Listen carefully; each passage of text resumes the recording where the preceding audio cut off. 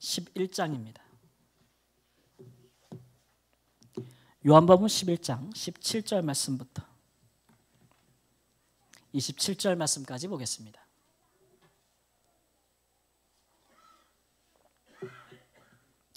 요한복음 11장 17절에서 27절 말씀 한 절씩 교독합니다. 제가 먼저 17절 말씀. 예수께서 와서 보시니 나사로가 무덤에 있은지 이미 나흘이라. 베다니는 예루살렘에서 가깝기가 한 오리쯤 되매 많은 유대인이 마르다와 마리아에게 그 오라비의 일로 의문하러 왔더니 마르다는 예수께서 오신다는 말을 듣고 곧 나아가 맞이하되 마리아는 집에 앉았더라. 마르다가 예수께 여짜오되 주께서 여기 계셨더라면 내 오라비가 죽지 아니하였겠나이다. 그러나 나는 이제라도 주께서 무엇이든지 하나님께 구하는 것을 하나님이 주실 줄을 아나이다. 예수께서 이르시되 내 오라비가 다시 살아나리라. 마지막 날 부활 때에는 다시 살아날 줄을 내가 아나이다. 예수께서 이르시되 나는 부활이요 생명이니 나를 믿는 자는 죽어도 살겠고 무릇 살아서 나를 믿는 자는 영원히 죽지 아니하리니 이것을 내가 믿는. 이르되 주여 그러하외다. 주는 그리스도시요 세상에 오시는 하나님의 아들이신 줄 내가 믿나이다. 아멘. 요즘 많은 분들이 TV보다는 OTT 서비스라고 해가지고 인터넷 방송으로 기반한 미디어 콘텐츠들이 많은 거 즐겨봅니다. 그래서 오히려 어떻게 보면 이 정규 TV를 통해 보는 채널을 통해 보시는 것보다 인터넷을 통해서 더 많은 분들이 시청하고 있을 것 같아요. 그중에 한 매체에서 나는 신이로소이다라는 그런 그 콘텐츠를 제작해서 보여줬는데 엄청나게 많은 사람들이 봤고 또 그것에 대한 후폭풍이 아직도 거셉니다. 이게 뭘 얘기하냐면 우리 한국에서 사이비 교주들이 얼마나 우리의 가정을 파괴하고 또 성적인 범죄를 저지르고 있는지에 대해서 되게 있는 그대로 정말 보여주는 약간의 다큐멘터리식 같은 건데 우리 보통 TV 정규 채널들은 수위를 조절하잖아요. 그렇죠? 근데 인터넷 방송들은 수위 조절을 안 해요. 그렇기 때문에 정말 적나라하게 보여주니까 그동안 교계가 이 우리나라에 있는 이단과 사이비에 대해서 많이 알리기는 하려고 해도 충분치 않았는데 오히려 사람들이 이것들을 보면서 야, 우리 가까이에 이렇게 사이비 교주들이 많다는 얘기야. 그리고 이렇게 많은 사람들이 여기에 빠져서 인생을 망치고 있는 것인가 라는 것들에 대한 경각심을 갖게 되고 있다라는 것입니다. 한 통계를 보니까 우리나라 개신교라고 묶여지는 그런 전체 인구 중에서 약 10%가 이렇게 이단과 사이비에 빠져 있다. 10명 중에 1명은 빠져 있다라는 통계를 보았는데요. 그만큼 우리 사회의 가장 약한 부분 또 우리 교회의 약한 부분들을 이단과 사이비 교주들이 노려서 영혼을 낚아채가고 있다라는 것을 알 수가 있습니다. 우리 사회의 약한 부분이라면은 우리 사회가 가정 안에서 또 많은 아픔과 상처를 받은 사람들이 많잖아요. 우리나라는 짧은 기간에 굉장히 빠른 성장과 변화를 가져왔기 때문에 발전하는 것은 좋은 일이나 그러나 이런 일들을 겪으면서 가족들 간에 서로 이렇게 함께 보내는 시간들이 적어지고 삶을 나눌 수 있는 문화들이 적어지면서 불화가 많이 생겼고 그런 일들에 대해서 마음에 아픔이 있는 사람들이 많은데 그런 것들을 우리가 고쳐주고 위로해 주겠노라고 하면서 이제 접근하는 사람들도 많고 우리 사회가 지극한 경쟁 사회로 들어가다 보니까 우리 사회 어떤 곳에 속해서 마음의 안정을 얻을 수 있는 것이 별로 없는데 우리와 함께하면 당신을 안전을 제공해주고 당신에게 평안을 주고 당신을 돌봐주겠노라고 하는 그런 접근법을 많이 행하는 것이겠죠. 또 이제 교회에서 신앙생활 오래 해도 마치 성경에 대해서는 관심이 없으셔가지고 하나님의 말씀이 어떠한지 잘 모르는 분들을 성경 공부하겠다고 교회 밖으로 꿰내어서 그렇게 이제 낚시로 물고기를 그렇게 잡아채듯이 그렇게 영혼을 채가는 그런 사이비들 교주들이 우리나라에 굉장히 많다라는 것.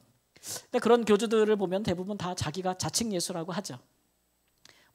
명칭은 다르지만 결국은 다 자기 스스로가 재림주다 혹은 자기가 부활해주다.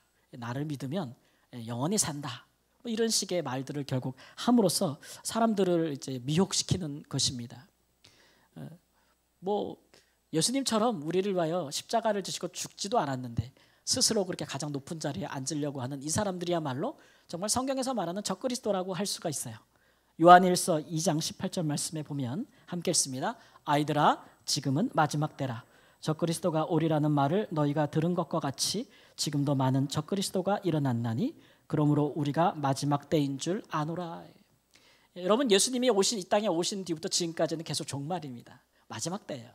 종말인데 그때부터 계속 예수 그리스도의 자리에 앉고자 하는 이 적그리스도들이 활동하고 있다. 그러니까 어느 시대 때나 우리 예수님을 믿는 사람들은 이런 일에 굉장히 경계심을 갖고 조심해야 된다라는 것이죠. 우리 예수님을 어찌 이런 사이비 교주들과 비교할 수 있겠습니까? 영혼들을 사로잡아서 그들의 재물을 갈취하고 그들의 몸을 빼앗고 그들을 정말 죽음으로 몰아가고 있는 이 사람들과 우리를 위하여 죽으시고 우리를 위해 다시 살아나신 예수님을 어찌 비교할 수 있겠어요? 오늘 27절 말씀에 보니까 예수님께서 나는 부활이요 생명이다 라고 말씀하셨습니다.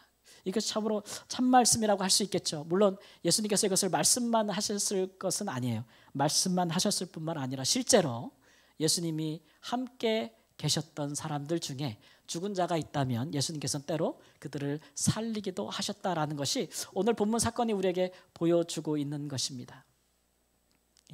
나사로의 죽음 그리고 그를 달리신 예수 그리스도. 그렇게 본다면 예수님이 이 땅에 계실 때는 그가 죽은 자를 살리신 것은 내가 알고 믿겠다.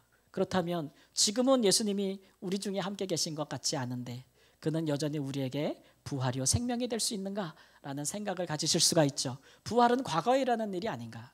지금도 우리가 우리의 부활과 또 예수님이 우리의 부활과 생명의 주라는 것을 과연 믿고 살 수 있는가라는 것이죠. 오늘 말씀에도 보면 마르다와 마리아 이 죽은 나사로의 누이들이 예수님께 와서 말씀하기를 예수님이 여기 계셨다라면 내 오라비가 죽지 아니하였을 터인데 예수님이 여기 계셨다라면 내 오라비가 죽지 아니하였을 때 이렇게 이제 슬퍼하면서 부르짖는 것을 볼 수가 있어요. 근데 예수님의 말씀은 다르죠. 예수님께서는 그래 내가 여기 있으니까 내가 오라비를 다시 살려주겠다 하지 아니하시고 예수님의 말씀은 나를 믿는 자는 따라해보세요. 나를 믿는 자는 나를 믿는 자는 죽어도 살겠고 살아서 나를 믿는 자는 영원히 죽지 아니하리라 말씀하셨으니까 예수님께서는 지금 이 사건을 통해서 내가 너희들과 함께 있고 없고가 중요한 게 아니다라고 말씀하시는 거예요. 예수님께서 우리에게 모든 사람에게 부활과 생명의 주가 되시는 것은 예수님이 너희와 함께 있고 없고가 중요한 것이 아니라 예수를 믿고 믿지 아니하는 것이 더 중요한 문제다. 말씀하시니 그때 이런 말씀을 하시는 것은 예수님을 보지 못하고 지금 예수님께서 그 땅의 공생애 동안에 육체로 그 사람들과 함께 있었던 것처럼 예수님은 오늘 이 땅 가운데 우리와 함께 있지 않지만 우리는 여전히 예수를 믿고 있잖아요. 아멘. 우리 믿는 자 그를 보지 못하였으나 믿는 자에게도 동일하게 부활과 생명의 주가 되신다는 것을 우리에게 말씀하시려고 예수님께서 이 말씀을 주신 것이라 믿습니다. 그렇다면 예수님의 부활이 또 그의 부활과 생명을 주심이 과거의 일이 아니라 오늘 그를 믿는 우리에게도 어떻게 역사하고 있는 것인지 한번 살펴보겠습니다. 첫 번째로 예수님이 부활의 주님이신 것을 믿는다면 우리는 날마다 죽어도 다시 살아납니다. 날마다 죽어도 다시 살아난다라는 말씀이죠. 여러분 나사로가 죽었습니다. 병들어 죽었는데 이 나사로는 다른 그 사람들이 나사로를 보면서 부르는 말이 있었는데 뭐냐면 예수님께서 사랑하시는 사람이라는 별명을 갖고 있었어요. 그걸 봐서는 예수님과 아주 가까운 사이라는 것을 알 수가 있고 다른 성경에는 예수님의 친구라고도 했어요. 연배가 비슷할 것 같죠. 또 이 사람의 집은 예루살렘으로 올라가는 길목의 베단이라는 곳에 있어서 예수님께서 정말 그 사역을 하시다가 모든 것을 좀 내려놓고 편하게 쉬실 수 있는 안식처를 이 나사로가 그 집을 제공했어요. 예수님에겐 정말 특별한 사람 아니겠어요? 예수님은 공적으로 사역하는 사람이니까 사람들 앞에 함부로 자기를 의탁하지 못하셨어요. 근데 나사로에게만큼은 그 집에 가서는 정말 편하게 모든 짐을 좀 내려놓고 정말 쉬실 수 있는 그런 안식처를 제공했던 이 사람. 이 사람이 병들어 죽어가고 있을 때에 예수님은 또 다른 베다니라고 불리우는 지역에 계셨는데, 그곳은 나사로가 있던 베다니에서 요단강을 건너가면 나오기 때문에 거리로는 한 30km 된다고 해요. 30km 정도면 부지런히 빠른 걸음으로 걷고 뛰고 하면은 하루 반나절 안에도 도착할 수 있는 거리입니다. 제가 어떻게 아냐 그러면 제가 군대에서 행군을 할 때 딱 30km를 해봤거든요. 저는 학교 다닐 때 키가 작아서 늘 앞줄에 섰습니다. 저는 군대 가도 그럴 줄 알았습니다. 제가 제일 작으니 저를 앞에 세워줄 줄 알았죠. 행군하면 맨 앞에 서는 게 편하겠다 생각했는데 군대는 다르대요. 학교랑 키 작다고 맨 뒤에 세우더라고요. 맨 뒤에, 수백 명 중에 맨 뒤에 섰어요. 그래가지고 30km를 군장하고 가는데 맨 앞에 조교들이 빠른 걸음으로 인도하지 않겠습니까? 좀 속도가 지쳐지면 첫 줄에 있는 사람 보고 야 뛰어! 그래서 그 사람이 2걸음 뛰면 그 다음 줄은 3걸음 뛰고 그 다음 줄은 4걸음 뜁니다. 맨 뒤에 있는 저는요 계속 뜁니다. 계속 뛸 수밖에 없어요. 그리고 어느 정도 가다가 이제 5분간 휴식 그러면 앞에서부터 쉬는 거예요. 조교가 멈추면 첫 줄이 멈춰서 그 다음부터 이거 내려놓고 5분 쉬고 하는데 저는 뒤에서부터 그 명령이 전달될 때까지 계속 뛰는 거죠. 제가 딱 도착하면 휴식 끝 그리고 출발하는. 정말 억울하더라고요. 그게 군대구나 제가 느꼈는데, 그렇게 해보니까 30km는 반나절이면 가더라고요. 빨리빨리 걸으면. 사실 예수님이 사랑하는 자가 병들었으면 그 정도 예수님께서 못 하시겠어요? 그렇죠? 근데 오늘 말씀 보니까 예수님께서 이틀을 더 지체하고 출발하셨고, 뿐만 아니라 죽은 지 나흘이 됐을 때 도착하셨다. 이미 죽은 지 나흘이 됐다. 이러고 보니까 섭섭하겠어요? 안 섭섭하겠어요? 섭섭하죠. 그러니까 주님이 여기 계셨더라면 내 오라비가 살았을 텐데 라고 자꾸 이야기하는 것 아니겠습니까? 예수님은 왜 이렇게 지체하신 걸까요? 요한복음 10장 그 전에 보면 예수님께서는 예루살렘 가까운 곳에서 피난해서 요단강을 건너가셨습니다. 왜냐하면 유대인들이 예수님을 돌로 쳐서 죽이려고 했거든요. 살해 위협이 아주 강하고 모의가 막 일어나기 시작했어요. 예수님이 뭐 행하신 선한 일로 예수님을 책잡을 건 아무것도 없었습니다. 근데 유대인들과 이 종교 지도자는 백성들의 사랑과 지지를 받는 예수님이 싫은 거예요. 예수님이 전하는 말씀과 백성들을 가르치는 말씀은 당시의 종교 지도자들이 전했던 말씀과는 너무나 달랐고, 그것들의 백성들이 너무 은혜를 받고 호응하니까 시기와 질투가 대단했던 것이죠. 근데 예수님께서 가난한 자들을 구제하고 그들을 만나 복음을 전하고, 또 예수님께서 그렇게 병든 자를 고치니 예수님의 선한 행위를 흠잡을 수는 없는데 예수님의 말을 책잡기 시작한 거예요. 예수님이 뭐라고 말씀하셨냐면 나와 아버지는 하나이니라. 내가 하는 말을 못 믿겠거든 내가 하는 행하는 행위를 보고라도 좀 믿어라, 이렇게 말씀하시는 거죠. 하나님 아버지께서 나를 통해 역사하지 않는다면 어떻게 이런 일이 일어날 수가 있겠느냐, 이렇게까지 말씀을 하시는 것인데 이 사람들이 이걸 책잡은 거죠. 네가 아버지와 하나라고? 네가 하나님과 하나라고? 그래서 신성모독이다, 참남하다, 이런 것을 근거로 해서 그를 죽이려 했던 것이죠. 이에 대해서 예수님께서는 반박도 하셨습니다. 시편 82편 6절 말씀에 보면 뭐라고 나와 있을까요? 내가 말하기를 너희는 신들이며 다 지존자의 아들들이라 하였으나 라는 말씀을 인용하세요. 너희들 내가 즐겨 읽는 시편에 보면은 하나님의 말씀을 받은 자들은 누구든지 하나님의 아들들이라고 하지 아니하느냐. 그러므로 내가 하나님의 아들이다, 하나님과 하나라고 말한다는 것이 왜 내가 죄를 진 것이냐, 이렇게 말씀하심으로써 반박했지만 이 사람들이 예수님을 한번 죽이려고 하는 이상 그걸 멈추지 않았기 때문에 우리가 생각하기를 예수님께서 무서워서 지체하셨나 보다, 이렇게 생각할 수 있겠고, 또 하나는 예수님이 그러한 살해박을 받았으니 누구도 받았겠어요? 제자들 당연히 받았죠. 제자들은 세례 요한도 죽고 또 예수님까지 죽이고자 하니까 다시 유대와 예루살렘으로 올라가는 것에 대해서 심히 두려워했습니다. 그래서 그 일의 믿음도 굉장히 약해졌어요. 예수님을 믿고자 하는 믿음도 굉장히 약해진 상태고, 또 하나는 우리가 성경을 가만히 읽어보면 제자들이 이 나사로를 굉장히 시기하고 있었음을 알 수 있어요. 왜 그렇죠? 나사로 예수님이 너무너무 사랑하거든요. 질투나는 거예요. 예. 그래서 나사로가 병들어 죽어갈 때 예수님이 가고자 할 때 빨리 갑시다 이러는 게 아니죠.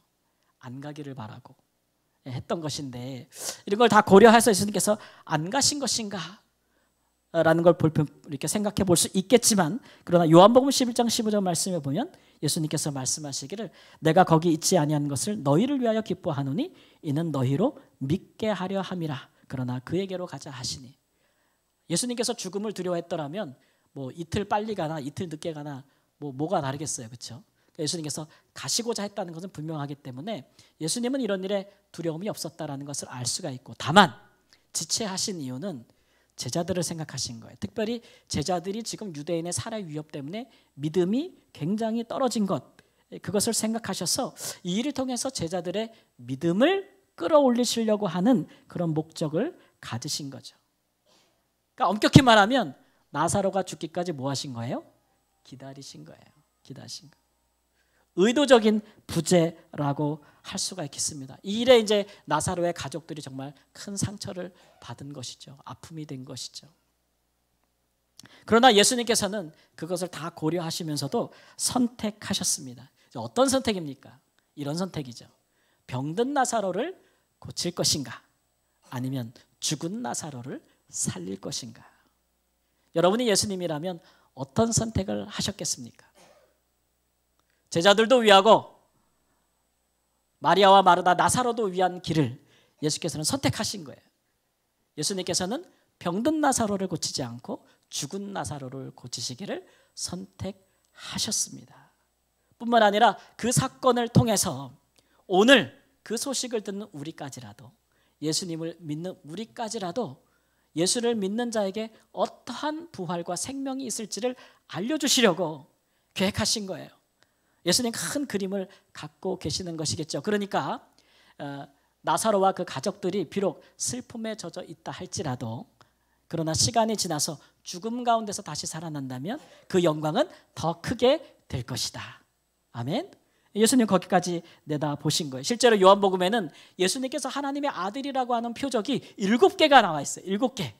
무리를 걷는 것, 오병이어부터 시작을 해서 뭐 가나안 혼인잔치에서 물로 포도주를 만드신 것, 예수님이 하나님이시라는 것에 대한 7가지 표적이 있는데, 오늘 우리가 읽은 본문처럼 나사로를, 죽은 나사로를 살리는 것은 마지막 표적입니다. 요한복음에 기록된 마지막이에요. 무슨 의미가 있어요? 클라이막스예요. 클라이막스. 예수님이 하나님의 아들임을, 하나님 자신이심을 가장 크게 보여주는 사건으로 이것을 예수님께서 시행하신 거예요. 그래서 죽은 나사로를 살리면서 말씀하시기를 나를 믿으면 죽어도 산다, 이렇게 말씀하신 것이죠. 여러분, 병든 자를 고치는 것보다 죽은 자를 살리는 것이 더 큰 사역이고 더 큰 영광입니다. 예수님께서 많은 병든 자들을 살려주셨지만 죽은 자를 살리신 경우는 3번밖에 없어요.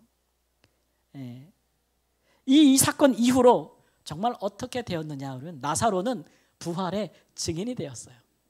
나사로는 그 전에는 예수님이 사랑하시는 사람, 혹은 병든 나사로를 고쳤더라면 사람들은 많은 환자를 고치신 예수님, 그들 중에 한 명, 나사로는 아마 그렇게 되었을 거예요.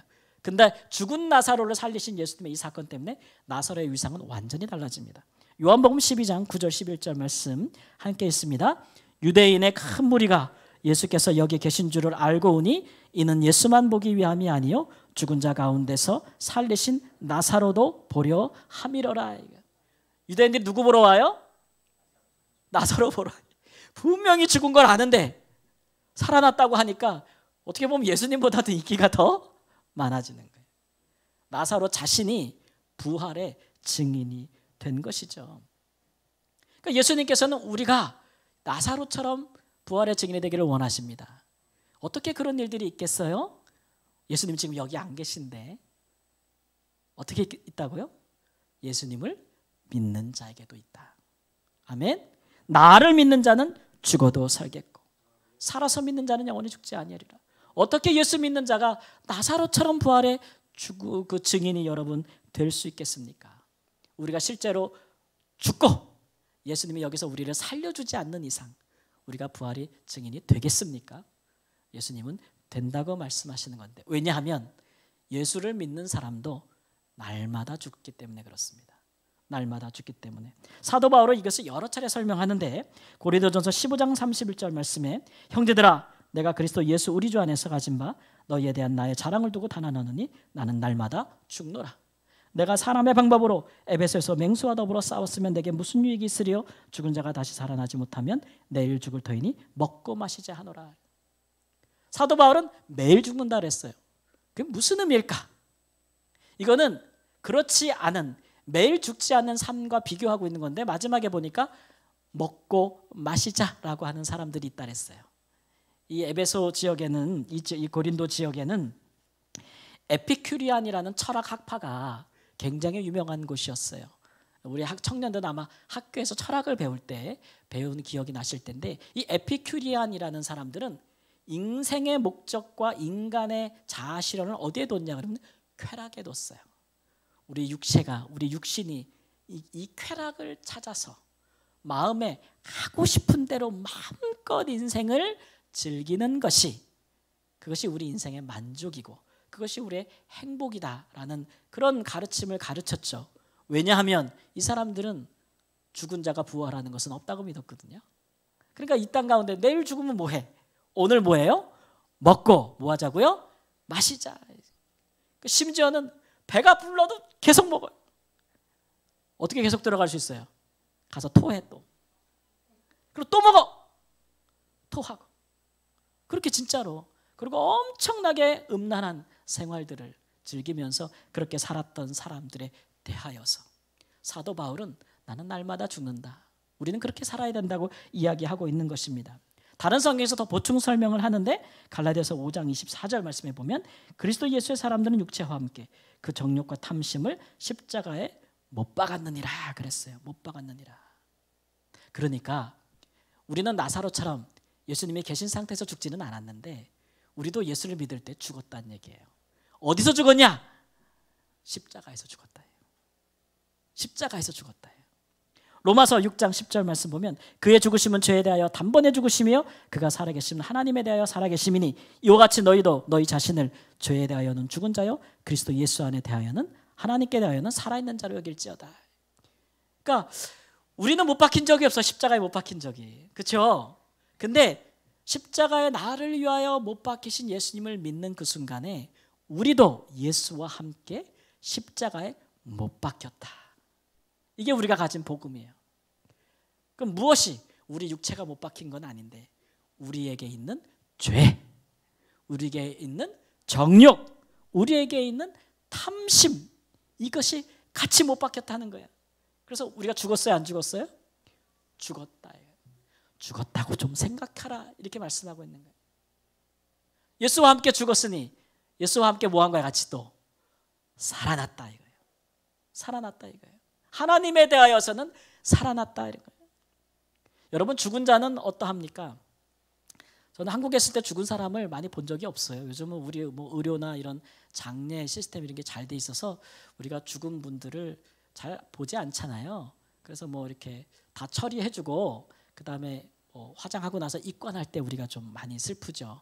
이렇게 보니까 이제 그 화장하고 난 결과들을 이렇게 보게 되니까 우리가 많이 슬퍼요, 유족들이. 근데 제가 말라위에 가서 한인교회 목회를 하는 동안에 여러분들이 이제 사고사로 죽기도 하고 안 믿는 사람들이 죽기도 하고 그러면 그걸 수습할 사람이 없어서 제가 이제 수습을 한 경우도 있고 스스로 생명을 끊은 분들도 제가 수습한 적도 있고, 그런데 가면은 뭐 우리처럼 영안실에 뭐 이렇게 탁 넣어서 넣는 것도 없어요. 그냥 창고에 그냥 다 시체들을 쌓아두거든요. 예, 그러면 가가지고 찾아야 돼. 우리 한국 분이 어딨나. 찾아가지고 이 사람 맞다래서 제가 직접 데리고 와서 차에 싣고 병원으로 가서 가족들 보고 옷을 갖고 오라 그러는데 참 그게 자식이 돼도 그거 못하더라고요. 자식이 돼도 부모님을 못하더라고요. 이거 누가 해야 돼요? 목사가 해야지. 옷 벗기고 옷 갈아입히고 이렇게 상처 난 거 있으면 닦고 이런 걸 다 했거든요. 예, 하고 나면은 잠을 며칠 못 자요. 예, 사고 현장에서 수습하고 이러다 보면. 근데 제가 느끼는 것은 뭐냐면 그분의 살아계실 때 그 사람으로서의 그 존엄함과 영광을 제가 알잖아요. 근데 죽었는데요, 돌아가셨는데 보면 호흡도 없고 생명도 없고 빛도 없어요. 예. 뭐 이렇게 제가 이렇게 뭐 만지고 뭐하고 갈아입고 막 이래도 반응을 해 못해요? 전혀 못해요. 그래서 제가 확실히 죽음을 봤죠. 죽음은 이렇게 되겠구나. 이런 자와 같구나. 예수 믿는 사람은 자기를 그렇게 여기라는 거예요. 나는 죄에 대해서 죽었다. 그러니까 죄가 우리 안에서 우리를 삼키고 역사할 때 우리 몸을 이용해서 우리 몸이 죄짓게 하려고 할 때, 우리 입을 통해서 죄짓게 하려고 할 때, 우리 눈을 통해서 죄짓게 하려고 할 때 뭐라고 말해요? 생각해요? 난, 따라해보세요. 난 죽었다. 어디서? 십자가에서 예수님과 함께 죽었어. 근데 죄에 대한 욕구가 날마다 우리 안에 일어날 수 있으니 우리는 날마다 십자가에 죽은 것을 확인해야 돼요. 죄에 대한. 죄 짓고 싶을 때마다 뭐라 그래요? 나 죽었어. 못 움직여. 내 몸을 더 이상 죄의 도구로 쓸 수가 없어. 이렇게 말하라는 얘기죠. 그렇게 살아야 돼. 그게 날마다 죽는 거예요. 그러면 또 날마다 살아나는 거예요. 어디에 대하여는? 죄에 대한 죽어서 반항은 안 하는데 하나님에 대하여는 살아나는 거예요. 그래서 하나님이 성령으로 뭐 하라 그러면 예, 하나님이 사랑하라 그러면 예스, 예만 하는 거예요. 그러나 죄에 대하여는 아니요만 할 수 있는 사람으로. 그렇게 하나님께서 부활하신 예수를 믿는 자들에게 날마다 역사하시는 일인 줄 믿습니다. 제가 오랜만에 제 친구 학교 동창을 만났는데 그 사람은 예수도 안 믿는 사람이니까 저보고 제가 목사하고 선교사라 그러니까 저를 이렇게 보더니 약간 한심한 눈빛으로 이렇게 보면서 너는 도대체 인생을 뭔 재미로 사니? 얘들아, 술도 안 마시고 뭐 놀이도 안 하고 어디 딴 데 가서 이상한 짓도 안 하고 진짜 너는 인생을 뭔 재미로 사네? 제가 뭐라 했겠어요? 나 술 마셔. 근데 새 술만 마셔. 성령이 우리에게 술과 같습니다. 성경은 술 취하지 말라 그랬는데 성령께서 우리에게 새 술이에요. 술. 성령으로 먹고 마시면 또 취해요. 성령으로 충만하면 마음이 기쁘고 하나님이 주신 평안이 있고 말씀이 내 안에 새겨지면 그 말씀대로 사니까 또 너무 감사하고 그런 감격과 감동으로 사는 것이 예수 믿는 자의 삶이 아니겠습니까, 여러분? 애매하게 살면 안 돼요. 예수 믿고 나서 애매하게 살면 이것도 아니고 저것도 아니고 예수 믿는 기쁨도 없고 죄 짓는 기쁨도 없어. 죄를 질 때마다 죄책감에 시달리고 그렇다고 하나님 말씀대로 적극적으로 성령을 따라 살지도 아니하는 신앙의 기쁨도 없고 신앙도 짐이 되고 이것도 죄책감에 시달리고 마음에 평안이 있어요? 없어요? 없단 말이죠. 화끈하게 하세요. 화끈하게. 그냥 새 사람으로 사는 거예요. 죄에 대해서는 죽은 사람이요 하나님께는 산 사람이다. 이렇게 사시면 정말 우리가 날마다 죽는 것 같아도 날마다 예수의 부활하시는 능력이 우리의 삶에 충만할 줄을 믿습니다. 두 번째로 부활하신 주님을 믿으면 영원히 죽지 아니한다. 예수님께서 이렇게 말씀하셨어요. 마르다는 예수님의 말씀을 잘 배웠는지 이렇게 말했죠. 예수님은 압니다. 마지막 때에 부활 때에는 모든 사람이 다시 살아날 줄을 제가 압니다. 이렇게 말씀하셨는데 예수님은 그렇게 말씀하신 게 아니에요. 그때를 가리킴이 아니라 지금 살아서 나를 믿는 자는 영원히 죽지 아니하겠다라고 말씀하신 거죠. 실제로 요한복음 5장 24절 말씀에 함께 읽습니다. 내가 진실로 진실로 너에게 이르노니 내 말을 듣고 또 나 보내신을 믿는 자는 영생을 얻었고 심판에 이르지 아니하느니 사망에서 생명으로 옮겼느니라. 예수를 믿는 사람은 이미 옮겼어요. 사망이 아니라 생명으로 옮긴 사람이고 이미 영원한 생명을 얻은 사람이다. 이게 정말 그런가? 이게 어떤 모습일까? 이렇게 생각해 보실 수 있는데 사도 바울은 설명하기를 씨 뿌리는 거에 설명해. 이 씨 무슨 열매든지 채소든지 이 씨를 땅에 뿌리면 그 씨가 땅에 들어가서 죽어서 형체가 없어서 새로운 것들이 자라고 열매가 맺혀지잖아요. 우리 부활은 그런 것과 똑같다고 얘기해요. 우리는 육체가 죽는 것을 죽음이라고 생각하지만 그러나 예수 안에서 예수님을 부활로 믿는 사람들은 똑같아요. 여러분 씨를 보고 열매를 보면 이게 같은 겁니까? 사과나무 씨를 보고 사과 열매를 보면 이게 같이 보면 이게 같은 겁니까? 다른 겁니까? 정답은 같기도 하고 다르기도 하다. 사과 씨고 사과 열매인데 이게 본질상 같은 건데 모양과 형체는 다르다. 씨는 썩어져야 되겠고 열매는 새롭게 맺히는 거 아니겠어요? 우리 육체가 그래요. 씨 같아요. 씨. 이거 땅에 떨어져 흙으로 돌아가야만 하나님이 주시는 새로운 부활의 몸을 입을 줄을 믿습니다. 이게 이제 49절에 가면 흙에 속한 이의 형상이 따로 있고 하늘에 속한 이의 형상이 따로 있다 이렇게 말씀하셨어요. 내가 부활하면 어떤 몸을 입게 될까 궁금하신 분은 우리가 뭐 잘 알 수는 없지만 그냥 부활하신 예수님을 보면 우리의 부활도 그와 같겠다 생각하시면 돼요. 부활하신 예수님을 제자들이 봤을 때 예수님인 걸 알아봤나요? 못 알아봤나요? 얼핏 볼 때는 못 알아봤는데 자세히 보니까 예수님이란 걸 알아봤어요. 그렇죠? 부활 이후에 우리의 몸을 보면 딱 보면 얼핏 보면 못 알아보는데 자세히 보면 같은 분이에요. 부활하신 예수님께서는 식사도 잘하셨습니다. 그죠? 그리고 그가 공생애 때 갖고 있던 모든 기억을 다 갖고 계셨어요. 지속성이 있는 거예요. 우리 부활의 몸이 전혀 부활하게 되면 기억 상실증 걸리는 거 아니고 예수님은 식사도 잘하셨어요. 이게 신비한 몸이죠. 그죠? 그리고 예수님의 또 부활 몸은 시공간을 초월하셨어요.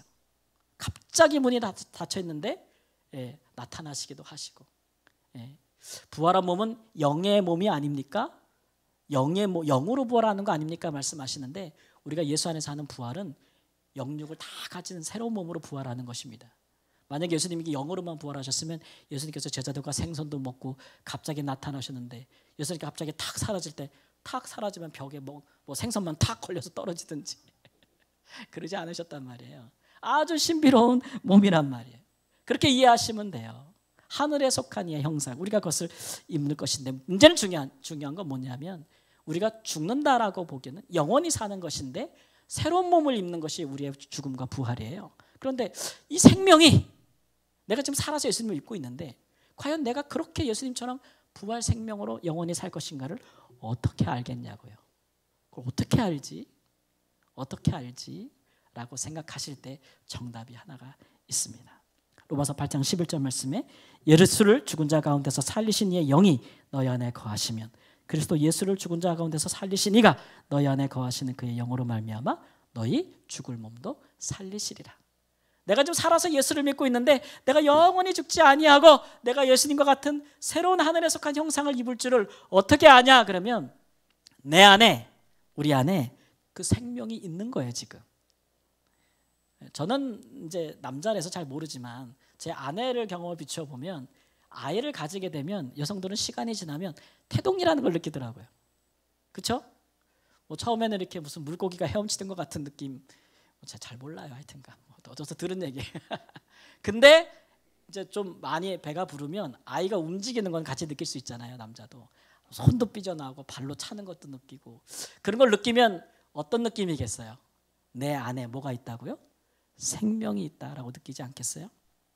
우리의 부활 생명, 영생은 우리가 어떻게 느끼자면 부활의 영이신 성령이 내 안에 계신 것을 느낄 때 그런 사람은 의심하면 안 돼요. 성령이 내 안에 계심을 느끼는 사람들은 영원히 살 것을 믿으시기 바랍니다. 성령께서 우리에게 주시는 그 느낌이 뭐예요? 하나님을 아버지라 부름에 있어서 내 안에 거부감이 없는 거예요. 하나님의 말씀을 들을 때에 기쁨이 있는 거예요. 은혜가 있고 기도할 때 하나님 아버지라고 부를 때 마음이 위안이 되고 평안이 있고 뿐만 아니라 내가 또 예배하는 중에 기도하는 중에 하나님이 내게 감동하시고 나의 나갈 길을 알려주시고 내가 하나님을 의지하며 살며 이런 모든 과정들이 성령이 내 안에 계시다는 거죠. 성령이 내 안에 계시다. 그러면 우리가 부활 생명, 영원한 생명이 우리 안에 있는 줄 믿습니다. 사랑하는 성도 여러분, 예수님의 부활은 과거의 사건이 아니라 지금도 역사하는 일입니다. 우리가 날마다 죄에 죽는 일을 경험하는 것이고 그러나 성령으로 말미암아 하나님에 대해서는 살아있는 그런 삶을 사는 것이 바로 부활 생명이 아니겠습니까? 그렇게 산다면 예수님이 비록 우리 눈에 보이지 않지만 그가 우리 중에 함께 사시는 것과 다름이 없습니다. 그런 날마다 생생한 부활의 삶을 사시기를 우리 주 예수님의 이름으로 축원합니다. 아멘. 우리 함께 기도하겠습니다. 결단하며 기도하실 때 하나님의 성령께서